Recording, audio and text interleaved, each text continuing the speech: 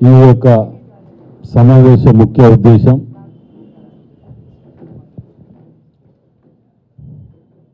గత 15-20 రోజుల కింద వచ్చినటువంటి వరదల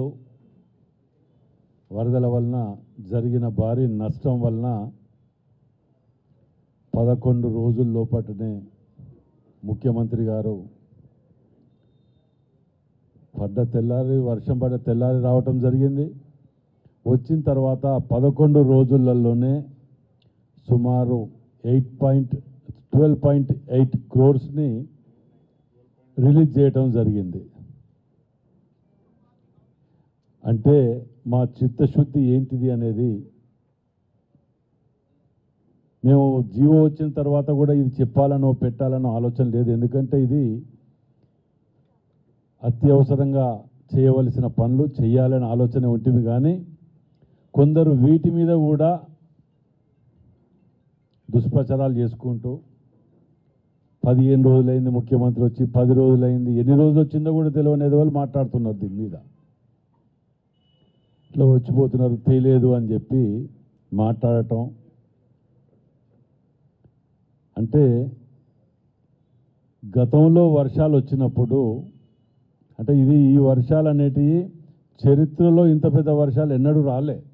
అది అందరికీ తెలిసిన విషయమే. ఎంత పర్సెంటేజ్ నమోదైంది కూడా మనందరం చూసిందే. కానీ గతంలో వాళ్ళ తీరుగా అదే నైమ్నర్ బ్రిడ్జ్ మీద కేటీఆర్ చూస్తానికి వచ్చి 10,000 ఇస్తా నేను నష్టపోయిన కుటుంబాలకని చెప్పి మాట్లాడిన సందర్భం మనం చూసినాం. మన పత్రికలలో, టీవీ ఛానళ్ళనే చూసినాం. మనం దొంగ తీరుగా పారిపోయినరు, పత్తా లేరిటు. ఇక ఇంకో ఆయన ఉంటాడు, ఆ పెద్ద మనిషి, కారు పోతే కారు, సైకిల్ పోతే సైకిల్ అంటాడు. కాబట్టి చీపురు పుల్ల పోతే కూడా తెచ్చేయలే వీళ్ళు. 15 రోజుల లోపట 12 కోట్ల చిల్లర పట్టుకొచ్చి ఇచ్చిన కమిట్మెంట్ మాది. మా జిల్లా నాయకులం, అందరం శాసనసభ్యులం, మేయరు, కుడా చైర్మన్, జిల్లా ప్రెసిడెంట్లం, ఎంపీలం అందరం కలిసి ముఖ్యమంత్రి గారిని తీసుకొచ్చి తిరగరాని గల్లీలల్లో కూడా, ఏ ముఖ్యమంత్రి కూడా రాని గల్లీలల్లో మేము తిప్పితే తీసుకొచ్చిన 15 రోజులల్లో పట్టుకొచ్చి రేపు ఇవాళ 3 గంటలకు వెళ్ళి వీళ్ళ అకౌంట్లల్లో డైరెక్ట్ వేసే విధంగా. గతంలో వీళ్ళు సుమారు ఎప్పుడైనా స్కీమ్లలో తెచ్చినా ఓ 10 రాసి 90 తినేది అలవాటు పడ్డ పానాలు కదా. కానీ మేము లబ్ధిదారులని సెలెక్ట్ చేయడానికే మనకు వారం 10 రోజులు పడుతుంది. 11వ రోజు మేము జీవో తీసుకొచ్చినామంటేనే అర్థం చేసుకోవాలి. అది కూడా ఫుల్ ఫ్లెడ్జ్ ఇన్ఫర్మేషన్ తోటి వాళ్ళ అకౌంట్లోకి డైరెక్ట్ ట్రెజరీకి వెళ్ళి డబ్బులు పోయే విధంగా. అంటే మేము ఎంత ట్రాన్స్పరెంట్గా ఉన్నామనేది గమనించాలి.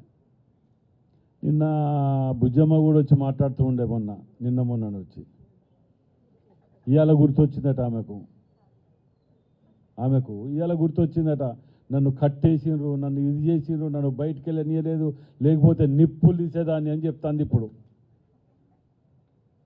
మహిళ అయిపోయింది కానీ నేను వేరే విధంగా మాట్లాడలేను. ఎందుకంటే అన్నీ అనుభవించి ఆమె ఉద్యమంలో పాల్గొని వచ్చిందా, ఇంకెక్కడ పోయిందా, ఏమైనా ఉంటే ఏంటిది అవి పట్టుకొని తిరిగింది. ఆ బతుకమ్మలు అనుకుంటా ఎవరికి తెలియదు. తెలంగాణలో బతుకమ్మ ఆడటం అంటే తెలియదు. ఈమె నేర్పినట్టు తిరిగింది తప్ప, ఆ గోల్డ్ షాప్లో చీరల దుకాణాలు ఓపెన్ చేసుకుంటా ఇచ్చిన సంకలు పెట్టుకొని తిరిగింది తప్ప, ఈమెదో ఉద్యమం చేసినా నన్ను వదిలిపెడితే ఆగకపోదు అని మాట్లాడుతుంటే ఆశ్చర్యం వేస్తుంది.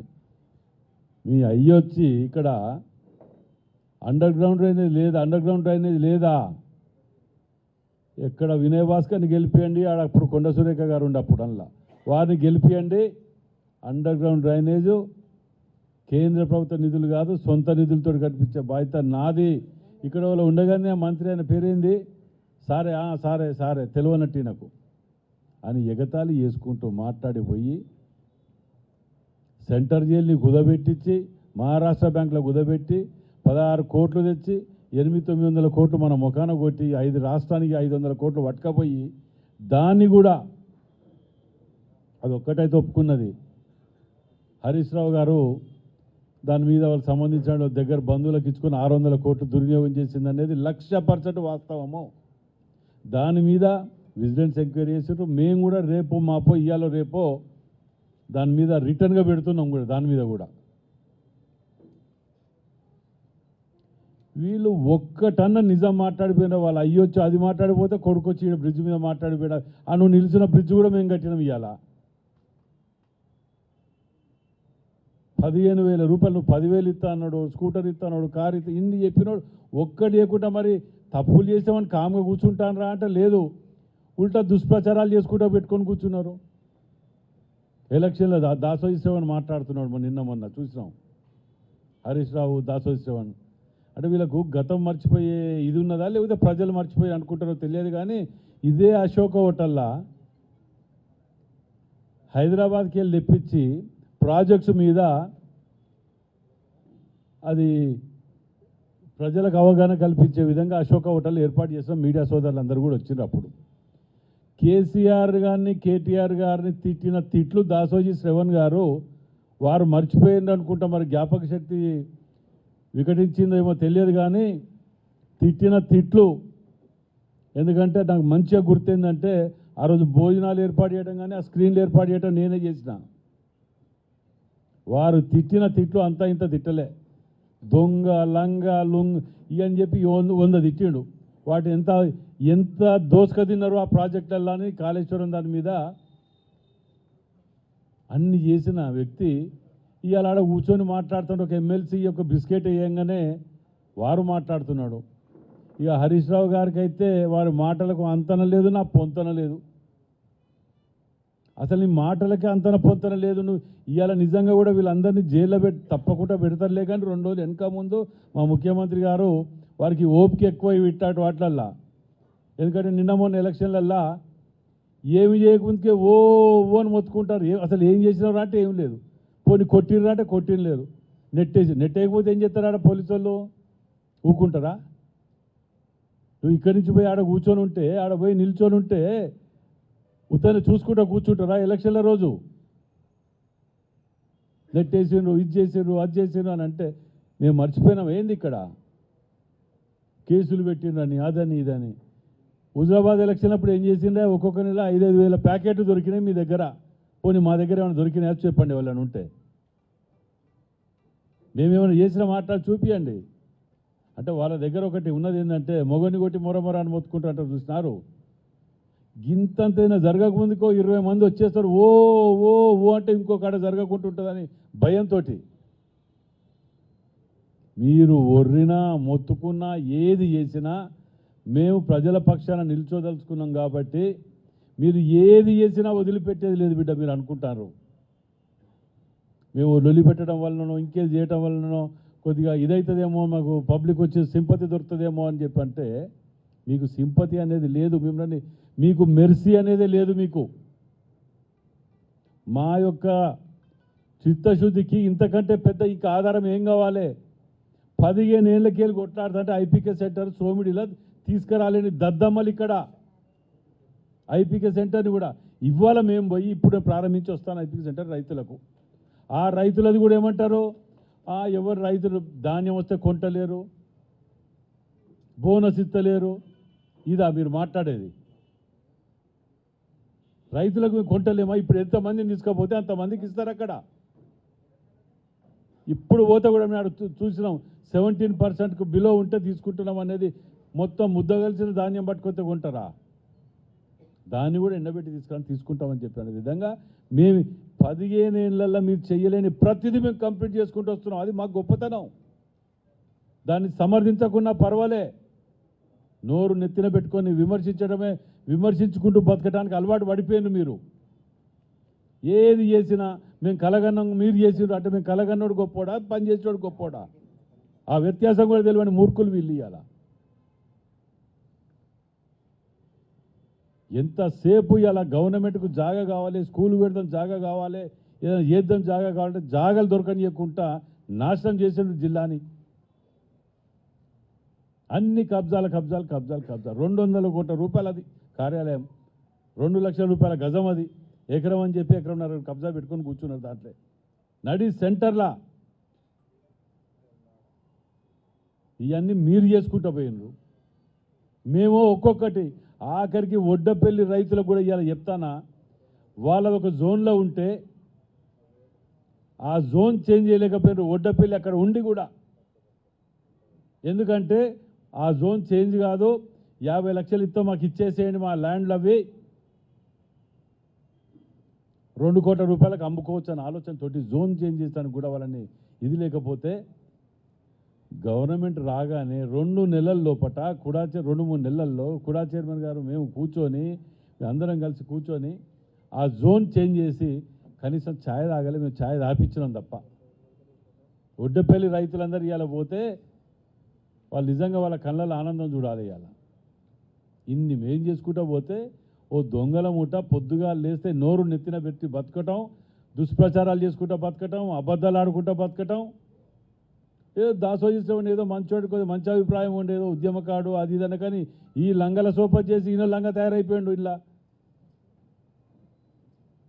ఉద్యమకారులు అంటే ఇప్పుడు వీళ్ళు ఎట్లా తయారు చేసుకున్నారంటే, నిజమైన ఉద్యమకారులందరినీ బయటకు వెళ్ళగొట్టారు పార్టీలకు వెళ్ళి. మొన్న ముఖ్యమంత్రి గారు చెప్పినట్టు నరేంద్ర గారు, విజయశాంతి గారిని ఇట్టటో అందరినీ బయటకు వెళ్ళగొట్టేసారు పొగబెట్టి. ఇక లంగలు దొంగలు అందరినీ అలా పెట్టుకొని దుకాణం నడుపుతాను. ఇప్పుడు ఏంటంటే మేము ఇది చేసి మేము చేసుకుంటూ పోతుంటే ఈ దుష్ప్రచారాల కూడా మేము కూడా కాంగ్రెస్ క్యాడర్కు మీ ద్వారా పిలుపెందుకు ఇస్తున్నామంటే, మనం చేసిన 1.25 లక్షలు మీరు 10 ఏళ్లలో చేయలేని మేము 2 ఏళ్లలో కంప్లీట్ చేయగలిగినాము. మీకు సిగ్గు శరం లజ్జ ఉంటే మేము పెండింగ్లో ఉన్నాయే చెప్తున్నారు తప్ప చేసినవి చెప్పే ధైర్యం ఉన్నదా మీకు? 70% కంప్లీట్ చేసినాం మేము. ఆ 70% ఏం కంప్లీట్ చేసినామో, ఈ 6 గ్యారెంటీలలో ఏం కంప్లీట్ చేసినామో చెప్పుకుంటూ మేము చెయ్యని చెప్పండి. అందుకే వాళ్ళు ఏం చేసిండ్రు, బాకీ కార్డ్ అన్నారు. బాకీ కార్డ్ అంటే మేము ముందే రిలీజ్ చేసినాం. అది మేము బాకీ ఉన్నాం వాస్తవం, ఇంకా కొన్ని చెయ్యని ఉన్నాయి చేస్తాం. మీరు 10 ఏళ్ళు కంప్లీట్ అయినా చెయ్యలేని దుర్మార్గులు మీరు మాట్లాడే హక్కు లేదు, నైతిక హక్కు ఏ మాత్రం లేదు. ప్రత్యేకంగా రాష్ట్రంలో వరంగల్ జిల్లాని మీ బావ బామ్మర్ది మీ అయ్య మీ చెల్లె సర్వనాశనం చేసిండ్రు. మీ కుటుంబాన్ని వరంగల్ జిల్లా ప్రజలు నిషేధిస్తున్నారు. ఈ అటుకెళ్ళి మీరు మాటలు ఎన్ని చెప్పిపోయినరో మేము అన్ని చేతలు చేస్తాం ఈ 2 ఏళ్లలో. నిజంగా కూడా ప్రజలకు పిలిపిస్తున్న వాళ్ళని ఆ కుటుంబాన్ని బహిష్కరించండి. ఎంత దుర్మార్గంగా వరంగల్ జిల్లాని 20 ఏళ్ళు వెనుకకు పంపించి ఎక్కడైనా 6 జిల్లాలు చేసిర్రా. ఇంకా సెంటరియల్ హాస్పిటల్ కట్టిందని చాలా పెద్ద మేము ఏదో చేసి, అరే ఉన్న హాస్పిటల్ కాడ మంచిగా ఎంప్లాయ్మెంట్ లేకుండే దాన్ని పట్టుకురావడానికి మేము సీఎం గారి దగ్గర మేము రిప్రజెంటేషన్ పెట్టినాం. దాన్ని స్టాఫ్ రిక్రూట్మెంట్ కోసం మేము పెట్టుకొని తిరుగుతున్నాం. మేము పెట్టిన రిప్రజెంటేషన్స్ ఇవాళ 20 పెడితే కనీసం 10-12 వస్తాయి. ఈ ఆర్థిక పరిస్థితుల వలన 10-12 రావటం అంటే చిన్న విషయం కాదని చెప్పి bus stand Kazipet bridge central government related MP గారు మీరు ఫాలోఅప్ చేయాలని వాళ్ళ వెనుక మేము ఢిల్లీ పోయి మంత్రులను కలిసినాం, ఎమ్మెల్యేలు అందరం కలిసి. ఏ డిపార్ట్మెంట్కి ఆ డిపార్ట్మెంట్కు మేము పోయి కార్పొరేషన్కి ఫండ్స్ రావాలి, మేయర్ గారు కూడా చైర్మన్ మేము దిక్కుపోయి తీసుకొస్తాం. ఇన్ని ఓటెన్ కోటి పొద్దుగా లేస్తే అడ్డ మీద కూలోడన్నా అప్పుడెప్పుడు పోతాడో కానీ రెగ్యులర్గా మేము డ్యూటీలో పోయి మేము తిరిగి చేసుకొస్తుంటే మా కమిట్మెంట్ ప్రకారం చేసుకుంటూ వస్తే అభినందించడం లేదు, కొన్ని విమర్శిస్తుంటే బాధేసి అలా ప్రెస్ మీట్ పెట్టి వీళ్ళని ఈ కుటుంబాన్ని ఈ పార్టీని వరంగల్ జిల్లా నుంచి బహిష్కరిస్తేనే వరంగల్ జిల్లా బాగుపడుతుందని చెప్పి మీ ద్వారా మనవి చేస్తున్న వరంగల్ జిల్లా ప్రజలకు. దీంతోపాటు కాంగ్రెస్ పార్టీ శ్రేణులకు కూడా విజ్ఞప్తి, మనం కూడా చేసినవన్నీ ప్రతి ఒక్కటి ప్రజల ముందుకు ఇంకా డెప్త్గా ప్రజల్లోకి తీసుకువెళ్ళాలని చెప్పి విజ్ఞప్తి చేస్తున్నా. ఎందుకంటే ఇదివరకు కూడా చెప్పిన నేను, నిజాన్ని లైవ్లో ఉంచాలి, లేకపోతే అబద్ధం నిజమయ్యే ప్రమాదం ఉన్నదనే ఆలోచనతోటి మనం ఏదో చేసినవి చెప్పుకోలేకపోవటం వల్లనే ఆ దుర్మార్గుల దుష్ప్రచారం పెరిగిపోతున్నది. దాన్ని గమనించి ప్రతి కాంగ్రెస్ కార్యకర్త మనం ఈ చేసినవి అన్నీ చెప్పుకుంటూ పోవాలి. ఇది ఇవాళ 11వ తారీఖు నాడు జీవో రిలీజ్ చేసిండ్రు. జీవో రిలీజ్ చేసినాక ఫస్ట్ మెసేజ్ మాకు పెట్టిండ్రు, వచ్చిండ్రు పోయిండ్రు ఏం చేసిండ్రు అని మాట్లాడిండ్రు పెద్ద పెద్ద వాళ్ళంతా. ఎందుకు వచ్చినట్టు, ఎందుకు పోయిండు అంటూ, ఎందుకు ఇంత ఖర్చు అని మాట్లాడిండు. ఇవాళ ఆ ముఖాలు ఏం జవాబు చెప్తారో వీటికి జవాబు చెప్పాలి. చెప్పలేరు. కాబట్టి మీ ద్వారా ప్రజలకు విజ్ఞప్తి చేస్తున్నాను. మా ముఖ్యమంత్రి గారికి ప్రత్యేకమైన ధన్యవాదాలు. ఎందుకంటే దళితుల హక్కు చేర్చుకున్న గొప్ప ముఖ్యమంత్రి, మనసున్న మహారాజు పోయి స్వయంగా తనే దగ్గరుండి ఆయన యొక్క పార్థిక దేహాన్ని మోసిన గొప్ప ఘనత బహుశా ఏ ముఖ్యమంత్రికి దక్కదు మన భారతదేశంలో అనుకుంటా. మా ముఖ్యమంత్రి గారు అతనిని స్వయంగా ఉండి వారి యొక్క కుటుంబానికి అండగా ఉన్న గొప్ప మహనీయుడు. అలాగే ఉద్యమకారులందరినీ కూడా హక్కున చేర్చుకొని వారిని అందరినీ కూడా సత్కరించి ఎన్నో విధాల పాపం దిగవంత అందశ్రీ గారికి ఉండడానికి ఇల్లు కూడా లేకున్నా కూడా వారికి సత్కరించుకొని వారికి ఇల్లు కట్టి ఆయన భాగవద్గీతంతో ఎన్నో మాటలు మన వీడియో చూస్తుంటే కన్నీటికి నీళ్ళు వస్తున్నాయి. అదే అంత మనసును టచ్ చేసే విధంగా అందశ్రీ గారు చెప్పుకున్నాడు. అలాగే కోదండరామ్ గారు సాక్ష్యం. ఆ రోజు ఈ యొక్క గేయాన్ని తెలంగాణ జాతికి అంకితం చేద్దామంటే దళితుడు కాబట్టే ఫామ్ హౌస్లో పండుకున్న ముఖ్యమంత్రి దాన్ని జాతీయ గీతంగా మన తెలంగాణ రాష్ట్రానికి అంకితం చేయలే. కానీ మా ముఖ్యమంత్రి గారు రాగానే ఆ క్యాబినెట్లో అప్రూవల్ చేసి మమ్మల్ని అందరినీ పిలిచాడు. ఆ రోజు ఈ పాటను మన తెలంగాణ జాతికి అంకితం చేస్తున్నాం.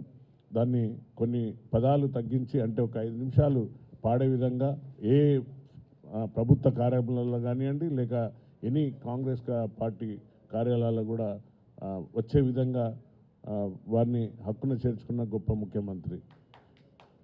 వారికి నా యొక్క ప్రత్యేక ధన్యవాదాలు. అలాగే మొన్న చూసాం మోంతా తుఫాన్ వల్ల ఎంతోమంది పాపం మా సోదరులకు మా కుటుంబం వాళ్ళకు అందరికి కూడా అతలాకుతలమైంది. అయినా కూడా దానిపైన కూడా రాజకీయం చేసిండ్రు. దురదృష్టం ఏంటంటే ఆ మోంతా తుఫాన్ వల్ల వచ్చిన భారీ వరదల వల్ల ఎక్కువగా 56 డివిజన్ 55 డివిజన్ అలాగే సమ్మయ్య నగర్ ఇంకా చాలా కాలనీలన్నీ కూడా మునిగి అందరికీ అపార నష్టం కలిగించింది. దాన్ని మేము చింతిస్తున్నాం. కానీ దాన్ని కూడా ఒక రాజకీయ నాయకుడు ఇది కాంగ్రెస్ యొక్క ఫెయిల్యూర్ అని మీడియా ద్వారా చెప్పిండ్రు. దాంట్లో ఒక కరపత్రం కూడా ఉంటుంది వాళ్ళది. ఆ కరపత్రంలో మా మీద తిరగబడ్డ ప్రజలను రాసింది. సరే ఓకే, ప్రజలు అడిగే హక్కు ఉంటుంది, బాధ ఉంటుంది, ఆక్రోశం ఉంటుంది, ఆవేదన ఉంటుంది వాళ్ళకు. ఆ రాత్రి మేము 3 గంటల నుండే అలర్ట్ అయినాం. 3 o'clock నుండే నాకు ఫోన్ వచ్చింది. మీ అందరం కూడా అలర్ట్ అయ్యి మా కాంగ్రెస్ శ్రేణులందరూ మేమంతా అక్కడ ఉన్నాం. మీ అందరికీ తెలుసు జూబ్లీ హిల్స్ ప్రచారంలో ఉన్నాం. అయినా కూడా వాటిని అన్నింటినీ కూడా పక్కన పెట్టి నేను మా ఎమ్మెల్యే గారు అందరం వచ్చి వారిని ఏ విధంగా ఆదుకోవాలని అలాగే ఇమ్మీడియట్లీ ముఖ్యమంత్రి గారిని రిక్వెస్ట్ చేసి మేము ప్రజల మధ్యకు తీసుకొచ్చి ఈ భారీ అపార నష్టాన్ని చూపించినాం.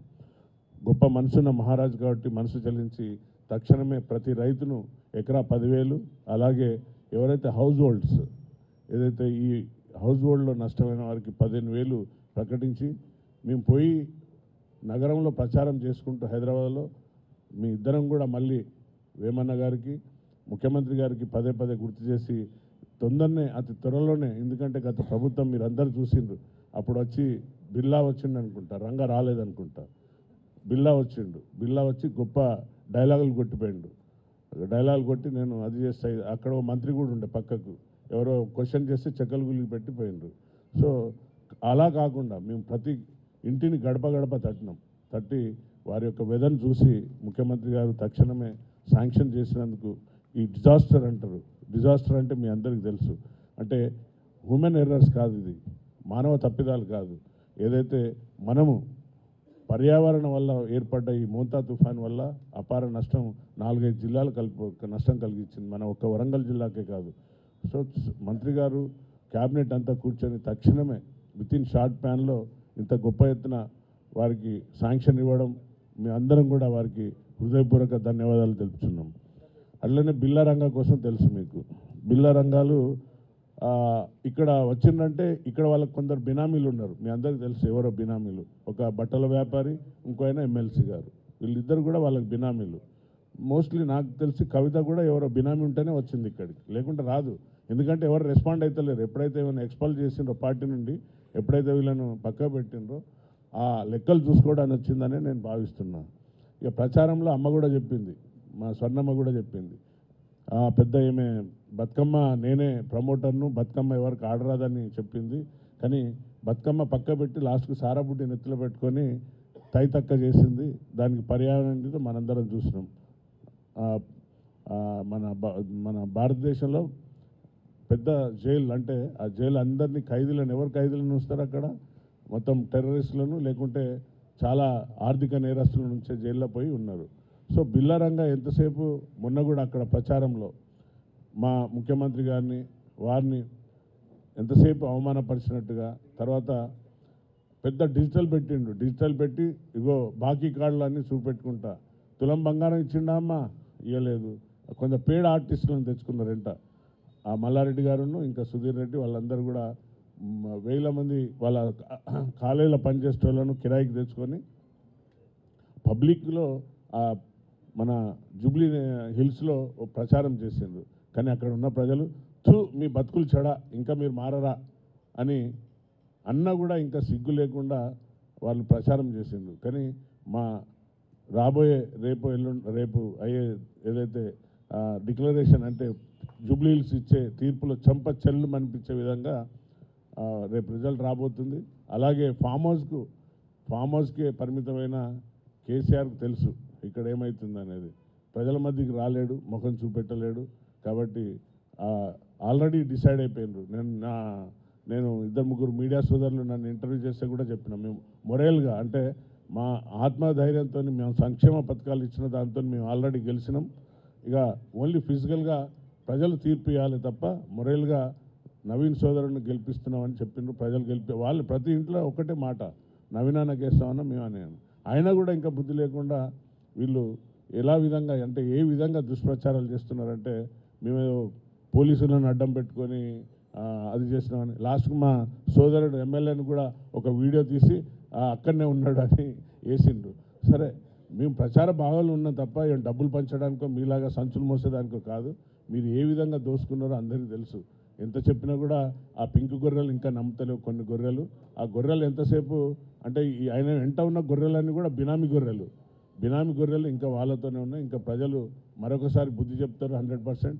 ఈ మోంతా తుఫాన్ వల్ల జరిగిన అపార నష్టాన్ని దృష్టిలో పెట్టుకొని మా ముఖ్యమంత్రి గారు మరి క్యాబినెట్ అంతా కూడా ఆమోదించింది. సో తప్పనిసరిగా మేము ప్రజలకు అండగా ఉంటాం. ఆల్రెడీ ఏన్మామ్లా ఒక 14 crores బహుశా శాంక్షన్ అయింది. ఈవెన్ అక్కడ కూడా పెద్ద ఎత్తున వరద నీటితో మునుగుతుంటుంది కాబట్టి దానికి కూడా శాంక్షన్ అయిందమ్మా. దాన్ని కూడా దగ్గరుండి మొన్న సార్ని అడిగితే పెద్ద మనసుతో శాంక్షన్ చేసిండు. వస్తుంది మనకు లెటర్. అది కూడా అంటే మేము ఎక్కడ పోయినా కూడా ఎలక్షన్లో ప్రచార భాగంలో ఉన్నా కూడా ఎప్పటికప్పుడు ఇక్కడ వరంగల్ నగర ప్రజలు మేము బాకీ పడ్డాం కాబట్టి ఆ బాకీని ఏ విధంగా రుణం తీర్చుకోవాలని మేము పనిచేస్తున్నాం తప్ప మేము స్వయం అంటే మాకేదో లాభాలు జరగాలి, మేమేదో లాభాలు ఆర్జించుకోవాలని కాదు. ఈ పోయిన ప్రభుత్వం మీ అందరికీ తెలుసు, వాళ్ళ స్వయం పాకెట్స్ నింపుకోవడానికి అంటే ఎంత కమిషన్ వస్తుందని ముందే క్యాల్కులేట్ చేసుకొని ఏం తేవాలి ఏం తేవద్దు అక్కడ వరకే చూసుకున్నారు. కానీ ఈ వరంగల్ నగరానికి ఏదైతే మాటలు ఇచ్చి కుర్చేసుకొని అండర్ డ్రైనేజ్ చేస్తా అని డైలాగ్ కొట్టిన వాళ్ళందరూ కూడా మీరు చూసిండ్రు ఏం చేసిండ్రో. ఇంత త్వరలోనే మనం శాంక్షన్ తెచ్చాం. దాని డిజైన్ కూడా అప్రూవ్ అయింది. ఒక ప్రైవేట్ సంస్థకి ఇచ్చిండ్రు. అండర్ డ్రైనేజ్, స్ట్రామ్ వాటర్ రెండింటికి కూడా అతి త్వరలోనే శాంక్షన్ ఇచ్చిండ్రు. ఇక స్ట్రామ్ వాటర్ కూడా అతి త్వరలో ఇస్తున్నారు. స్ట్రామ్ వాటర్ అంటే మనకు తెలుసు వరద నీటి ప్రభావంతో వచ్చే వరద నీరును కూడా ఏ విధంగా మనకు కాకతీయులు కట్టించిన గొలుసు చెరువులను ఏ విధంగా డైవర్ట్ చేయాలి అని మన కాంటూర్స్ అంటారు. కాంటూర్స్ లెవెల్ తీసుకొని, కాంటూర్స్ అంటే ఎత్తైన ప్రదేశం ఏది, వరంగల్ నగరానికి దిగువ ప్రదేశం ఏది, కాంటూర్స్ అంటే ఆ లెవెల్స్ తీసుకొని ఆల్రెడీ ఒక సంస్థ రిపోర్ట్ ఇచ్చింది. అతి త్వరలో మళ్ళీ మా ముఖ్యమంత్రి గారిని లేదంటే మా మినిస్టర్లందరినీ కూడా పిలుచుకొని ఈ పనులు స్టార్ట్ అయిపోతుంది.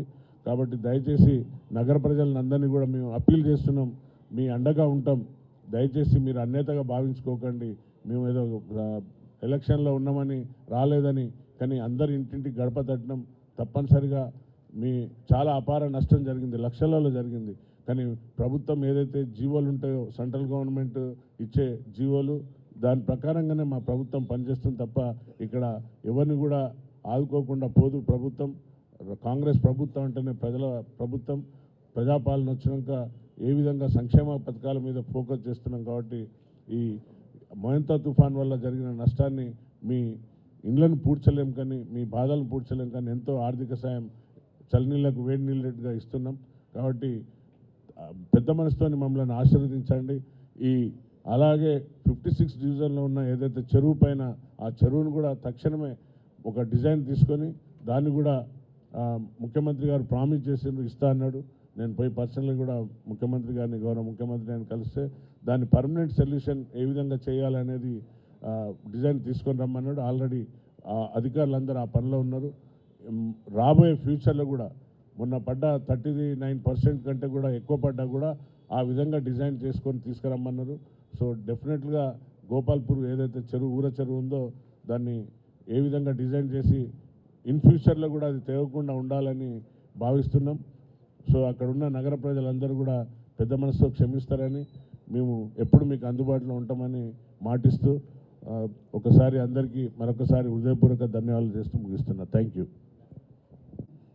మేము చెప్పింది చేసింది చెప్పుకోవడము చాలా అరుదుగా అవుతుంది. కాబట్టి విమర్శలు చేసేవాళ్ళు అదే పని మీద ఉన్నారు. కానీ పని మీద ఉన్నాం కాబట్టి ఎక్కువ బయటకు వచ్చి చెప్పలేకపోవడం కూడా మా డ్రాబ్యాక్ అవుతుంది. అట్లా జరగకుండా ఒక శుక్లపక్షం అంటారు, అంటే ఒక అమావాస్య నుంచి పౌర్ణమి రావడానికి దాదాపు 14 రాత్రులు 15 రోజులు పడుతుంది. అంత టైం కూడా తీసుకోకుండా, అంటే ఒక చీకటి నుంచి వెలుగులోకి రావడానికి కూడా 15 రోజులు పడుతుంది. కానీ అంత సమయం కూడా తీసుకోకుండా కేవలం 12 రోజులలో మనకి వరంగల్ని ముంచెత్తినటువంటి తుఫాన్ని ఎదుర్కోవడానికి, దానికి డ్యామేజ్ అయిన ఇండ్లకి కానీ, పరిసరాలకు కానీ, జంతుజాలానికి కానీ, వీటన్నిటికీ కూడా ఫర్దర్గా కూడా నష్టాన్ని భరిస్తూ ఫర్దర్గా కూడా ఎటువంటి డ్యామేజెస్ కాకుండా దాన్ని డ్యామేజ్ కంట్రోల్ చేసుకోవడానికి దాదాపు 12.99 కోట్ల డబ్బులు నిధులు విడుదల చేసినారు సీఎం రేవంత్ రెడ్డి గారికి. వారికి మా అందరి తరఫున కూడా ధన్యవాదాలు తెలియజేసుకుంటున్నాను.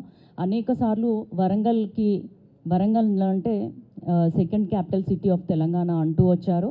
ఆ మాటలు నిజం చేస్తూ ప్రతి దాంట్లో కూడా చాలా ఇంట్రెస్ట్ తోటి ముందుకెళ్తున్నాము. ఒక టీం వర్క్గా పనిచేస్తున్నాము. నెక్స్ట్ డేనే తుఫాను అయిన నెక్స్ట్ డేనే సీఎం గారు రావడము, తర్వాత ప్రతి ఎక్కడైతే బాగా డ్యామేజ్ అయిన కాలనీస్, పేద కుటుంబాలని వాళ్ళని కలిసి వారి బాధలు చూసి వాళ్ళ పరిస్థితిని చూసుకొని మళ్ళీ వెళ్ళి అదే రోజు రివ్యూ మీటింగ్ అయ్యింది. రివ్యూ మీటింగ్ తర్వాత వెళ్ళేసి మాకు ఫండ్స్ ఇస్తా అని ప్రామిస్ చేసినారు. ఆ ఫండ్స్ ఇవ్వడానికి కూడా మా ఎమ్మెల్యేలు అక్కడే ఉండి సీఎం గారిని కలిసి మళ్ళీ నిన్న ఆ ఫండ్స్ తీసుకురావడం జరిగింది. వారికి కూడా నా కృతజ్ఞతలు తెలియజేసుకుంటున్నాను. ఇదంతా కూడా స్టేట్ డిజాస్టర్ రిలీఫ్ ఫండ్స్ అయితే మనకి సెంట్రల్ కూడా ఉంటుంది, నేషనల్ డిజాస్టర్ మేనేజ్మెంట్ అథారిటీ అని. దానికి మన ప్రైమ్ మినిస్టర్ సారథ్యంలో నడుస్తుంది అది. సో అక్కడి నుంచి కూడా మాకు ఎట్లాగో December 1 నుంచి మళ్ళీ సెషన్స్ ఉన్నాయి పార్లమెంట్. అక్కడ మనకి వరంగల్కి ఒక శాశ్వతంగా ఒక పరిష్కార మార్గం దొరికే విధంగా అత్యధికంగా నిధులు తేవడానికి ఒక పార్లమెంట్ సభ్యురాలిగా మమ్మల్ని నమ్మి, నన్ను కానీ ఎమ్మెల్యేలని కానీ నమ్మి ఓటేసిన ప్రజలకి నిజంగా న్యాయం జరగాలి అన్న ఉద్దేశంతో నేను అక్కడ అడగడం జరుగుతుంది. ఇక్కడ స్టేట్ గవర్నమెంట్ నుంచి కూడా మనం ఇంకేవైతే ప్రామిసెస్ చేసినామో అండర్ గ్రౌండ్ డ్రైనేజ్ అని, అదొకటి సమస్య తీరితే కనుక ఇది దాదాపు 80% మనకి రిలీఫ్ వస్తుంది. అదేవిధంగా ప్రతి ఒక్క విషయంలో కూడా అసలు వరంగల్లో ఏవైతే ప్రామిసెస్ చేసి ఎమ్మెల్యేలు ఎంపీలు అయిన రోజులు ఉన్నాయి. ఏంటంటే ఒకటి కోచ్ ఫ్యాక్టరీ కానీ, ఎయిర్పోర్ట్ కానీ, తర్వాత ఇప్పుడు టెక్స్టైల్ పార్క్, ఇవన్నీ చూసుకున్నట్టయితే నేను గెలిచిన 1 year లోపే ఇవన్నీ వచ్చినాయి. కానీ వాటిని మేము ఎక్కువగా చెప్పుకోలేకపోవడము కూడా మా డ్రాబ్యాక్. ఇవాళ ఉదయం కూడా ఎయిర్పోర్ట్ పరిసరాలు ప్రాంతంలో ల్యాండ్ ఎక్విజిషన్ గురించి నక్కలపల్లి కానీ, తర్వాత గుంటూరుపల్లి కానీ అక్కడ వెళ్ళి శిఖం ల్యాండ్ చూడడం జరిగింది. అక్కడ ఇంకేమి హికప్స్ ఉన్నాయో చూసి కలెక్టర్ గారితో కలిసి వెళ్ళి అక్కడ మాకు మళ్ళీ 15th 16th అక్కడ ఒక బోర్డ్ మీటింగ్ ఉంటుంది ఢిల్లీలో. వాటన్నిటినీ కూడా ప్రతిరోజు పని ఉంటుంది. ప్రతిరోజు ఎమ్మెల్యేలు కానీ నేను కానీ ఏదో ఒక ప్రాంతంలో అభివృద్ధి కోసము ఆరాటపడుతూనే ఉన్నాము. విమర్శలు చేస్తూ సమయ వృధా చేసుకోకుండా పని చేసి మేము అసలు ఏంటి కాంగ్రెస్ పార్టీ అంటే ఏంటి, కాంగ్రెస్ పార్టీ అధికారంలోకి వస్తే ఏం చేస్తుంది అన్న దానికి మేము చూపిస్తున్నాము. మా అందరికీ కూడా వరంగల్ అంటే చాలా ప్రేమ. అంతే ప్రేమ మన సీఎం రేవంత్ రెడ్డి గారికి కూడా ఉంది. అందుకే మాటలే కాకుండా చేతుల్లో కూడా ప్రతిదీ చూపిస్తున్నారు. మొన్నటి జరిగినట్టు తుఫాన్ అయితే రెగ్యులర్గా వచ్చే ఫ్లడ్స్ కాదు, అది అంతకంటే ఎక్కువనే వచ్చినాయి. అక్కడ స్థానికులు కూడా చెప్పడం జరిగింది, ఎక్కడైతే మేము కాలనీస్ విజిట్ చేసి మాట్లాడినామో నేను ఎమ్మెల్యే గారు, అక్కడ వాళ్ళే చెప్పినారు 20 ఏళ్ళ కింద 30 ఏళ్ళ కింద వచ్చింది, మళ్ళీ అంత వరద ఇప్పుడు చూస్తున్నాం మేము అని. కాబట్టి అట్లా ఎక్స్పెక్ట్ చేయనటువంటి ఒక పరిస్థితిని కూడా మేము సమీక్షించి ఫర్దర్గా కూడా ఇట్లా జరిగినప్పుడు ఎట్లా హ్యాండిల్ చేయాలి అనే సిచ్యువేషన్ని కూడా డిస్కస్ చేసుకొని మళ్ళీ రివ్యూ మీటింగ్స్ పెట్టుకొని ఇట్లాంటి పరిస్థితి వరంగల్కి రావద్దు, ప్రజలు ఇబ్బంది పడొద్దు అన్న ముఖ్య ఉద్దేశంతో మేము కలిసికట్టుగా పనిచేస్తున్నాము. రానున్న సమావేశాల్లో కూడా వరంగల్కి సంబంధించి సమస్యల్ని ప్రస్తావిస్తూ వాటిని ఎప్పటికప్పుడు ఫాలో అప్ చేస్తూ మన పీరియడ్లోనే ఈ 5 ఇయర్స్లోనే ఫుల్ ఫ్లెజ్డ్గా కోచ్ ఫ్యాక్టరీ రన్ అవ్వాలి, ఫుల్ ఫ్లెజ్డ్గా ఎయిర్పోర్ట్, మిగతా అండర్ గ్రౌండ్ డ్రైనేజ్. మేము మళ్ళీ నెక్స్ట్ ఎలక్షన్స్కి వెళ్ళినప్పుడు కొత్త వాగ్దానాలతో వెళ్తాం తప్ప ఇవే పాతవి పట్టుకొని మీ ముందుకు రామని ప్రజలందరికీ తెలియజేసుకుంటూ మాకు ఈ అవకాశం ఇచ్చినారు. జూబ్లీ హిల్స్ రిఫరెండమా అని అడిగినారు ప్రతిపక్షాలు. రిఫరెండమే అనుకోవచ్చు, ఎందుకంటే ఇప్పుడు గెలవబోయేది కూడా కాంగ్రెస్ పార్టీయే, కాంగ్రెస్ అభ్యర్థి. కాబట్టి ప్రజలు కాంగ్రెస్ పార్టీని నమ్ముతున్నారు. మీరు లేనిపోని మాటలు చెప్పినా కూడా ప్రజలు నమ్మే పరిస్థితిలో లేరు. వాళ్ళకి అర్థమైంది సిచ్యువేషన్, రాష్ట్రము ఆర్థిక పరిస్థితి కొంచెం తక్కువగా ఉందని వాళ్ళకి అర్థమైంది. కాబట్టి మేము ఏదైతే హామీలు అమలు చేస్తామన్నామో అవి ఖచ్చితంగా అమలు చేయడానికి ప్రయత్నిస్తూ ప్రజల ముందుకి చాలా గర్వంగా, చాలా ప్రేమతోటి, బాధ్యతతోటి మేము వెళ్తామని మీ అందరూ తెలియజేసుకుంటూ సెలవు తీసుకుంటున్నాను. Thank you. అతలాకుతలమైన జిల్లాకు ముఖ్యమంత్రి గారు రావడం, ఇవాళ దాదాపుగా 12 కోట్ల రూపాయలు 12.99 crores ఇవ్వడం, ఇదంతా చూస్తుంటే నిజంగా కూడా వరంగల్కు మహర్దశ పట్టింది అని చెప్పక తప్పదు. ఎప్పుడైనా కూడా మొట్టమొదటిసారిగా వచ్చినప్పుడు కేసీఆర్ అన్న మాటనే 10 సంవత్సరాలలో చేయలేకపోయినా అసమర్థులు వాళ్ళు. ఆయన ఇచ్చిన మాట ఒకటి, అండర్ గ్రౌండ్ డ్రైనేజ్ 3 నెలల్లో నేను కుర్చీ వేసుకొని ఇక్కడ చేస్తానన్నాడు. 10 ఏళ్ళైనా ఆయనతో సాధ్యం కాలేదు. కానీ ఇవాళ పరిస్థితి ఏంటి? అండర్ గ్రౌండ్ డ్రైనేజ్ చేయడానికి మా సీఎం గారు సిద్ధంగా ఉన్నారు. అలాగే ఇవాళ ఎయిర్పోర్ట్ ఇక్కడికి రావడానికి త్వరితగతిన పనులు చేయడానికి కూడా సీఎం గారు ఇవాళ మక్కువతో దాన్ని చేస్తున్నాం. మేము ఇష్టంగా చేస్తున్నాం. కష్టమైనా సరే మీరు అప్పులు తెప్పలుగా పెట్టినా కూడా ఆ అప్పులను సరి చేసుకుంటూ కూడా ఇవాళ బట్టి విక్రమార్క గారు, డిప్యూటీ సీఎం గారు కూర్చొని ఇక్కడి పరిస్థితులను అవగాహన చేసుకుంటూ కూడా ఇక్కడి పరిస్థితులను చక్కదిద్దడానికి, ప్రజల మనసుల్లో ఏదైతే ఇష్టం ఉందో ఆ ఇష్టాన్ని నెరవేర్చడానికి పనిచేస్తున్నారు తప్ప మరొకటి కాదు.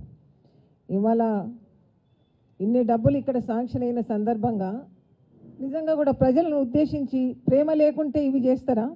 గతంలో మన రాకుమారుడు వచ్చిండు, యువరాజు అన్నారు. అప్పుడు వచ్చినప్పుడు యువరాజు గారు వచ్చి ఏం చేసిపోయినరు? చూసిండు, మీకు ఇది చేస్తా అది చేస్తానని మాయమాటలు చెప్పిండు, పోయిండు. ₹1 అయినా కూడా శాంక్షన్ చేయగలిగిండా అని అడుగుతున్నాం. ఇవాళ వాళ్ళు వేసిన శిలాఫలకాలన్నీ కూడా మనం చూస్తే వెక్కిరిస్తున్నాయి. అవన్నిటినీ కూడా పక్కన పెట్టి ఇవాళ మీరు ఏం చేస్తారని మమ్మల్ని ప్రశ్నిస్తే దయ్యాలు వేదాలు వల్లించినట్టుంటాయి. మీ మనస్సాక్షిని అడగండి, మీరు ఏం చేసిండ్రు వరంగల్కు. వరంగల్ను నిజంగా కూడా అన్ని జిల్లాల కన్నా వెనుకకు నెట్టిండ్రు మీరు. హైదరాబాద్ తర్వాత వరంగల్ జిల్లానే ముఖ్య పట్టణం అన్నారు. కానీ ఇది ఎదగకుండా చేసిన గొప్ప పేరు మీకే ఉన్నది ఇప్పటి వరకు కూడా. ఇవన్నీ మేము చెప్పుకుంటూ పోతే మేము చేసిన ఇంతకుముందు కూడా గతంలో మేమే చేసినాం తప్ప వాళ్ళు ఏమీ చేయలేదు. ఏ పార్టీ కూడా ఏం చేయలేదు. కాంగ్రెస్ పార్టీ మోదాడికి త్రాగునీరు కోసం కష్టపడ్డది. 78 crores తీసుకొచ్చి త్రాగునీరు అందించగలిగినాం, జంక్షన్లు చేయగలిగినాం. అలాగే అందరినీ కూడా రైతులను, విద్యార్థులను అన్ని పథకాలు ఇచ్చి గతంలో కూడా కాంగ్రెస్ పార్టీని చేయగలిగింది. ఇవాళ కూడా కాంగ్రెస్ పార్టీ 6 గ్యారంటీలు ఏవైతే ఇచ్చిందో వాటిని సరి చేసుకుంటూ కూడా కొన్ని చేసినాం, కొన్ని చేస్తామని చెప్తున్నాం. మీలాగా దొంగల్లాగా తప్పించుకుపోవడానికి మాకేం లేదు. ప్రజల అభీష్టం ఏదైతే ఉందో దాన్ని నెరవేర్చడమే మా ముఖ్య ఉద్దేశం తప్ప మరి ఇంకొకటి కాదు.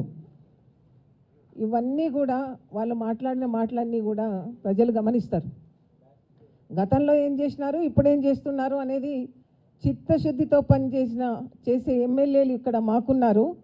కమిషన్లు ఎప్పుడు వస్తాయా, ఎప్పుడు దండుకుందామని చూసేవాళ్ళు వాళ్ళు ఉన్నారు. వాళ్లకు మాకు తేడా లేదా అని అడుగుతున్నాం. తప్పకుండా ప్రజలు గమనిస్తారు. అలాగే మొన్న కేసీఆర్ గారి పుత్రిక వచ్చిందట మన వరంగల్కు. ఎందుకు వచ్చినావమ్మా అని అడుగుతున్నాం. ఏం తీసుకొచ్చినావని అడుగుతున్నాం. ఏమి ఇచ్చిపోవడానికి వచ్చినావని అడుగుతాను. నీ చేతిలో ఏమీ లేదు. నన్నే బయటికి నెట్టేసిండ్రు. పార్టీలో అంత దొంగలు ఉన్నారు, నన్ను అన్యాయం చేసిండ్రని ఆమె ఏడ్చుకుంటూ ఇవాళ ఈ జిల్లాకు నువ్వేం చేస్తానని వచ్చినావు? బతుకమ్మ అన్ని రోజులు బతుకమ్మ నెత్తి మీద పెట్టుకొని విదేశాలు మీ అయ్యి ఇచ్చిన డబ్బులతోని విదేశాల్లో ఎంజాయ్ చేసుకుంటూ తిరిగినావు. మరి ఇవాళ అది తక్కువైందని వచ్చినవా? ఇంతకుముందేమో ఇరవోసుకొని తిరిగేది బతుకమ్మ నెత్తిలో పెట్టుకొని, ఇప్పుడేమో ముడేసుకొని తిరుగుతుంది. ఎందుకని అడుగుతున్నావు? నువ్వు జయలలితని అనుకుంటున్నావా? ముడేసుకొని తిరిగితే నీకు ఓట్లు వేయడానికి? నువ్వు చేసిన సారా బుడ్డి ఇంకా మా కళ్ళల్లో కనబడుతుంది. మీ సారా కేసులన్నీ కూడా మా మహిళలు నిన్ను చీకొట్టడానికి సిద్ధంగా ఉంటారు. నువ్వు వస్తే ఒక్కరన్నా నిన్ను ఆహ్వానించిండ్రా మహిళలు? నీ దగ్గరికి ఎవరైనా వచ్చిండ్రా?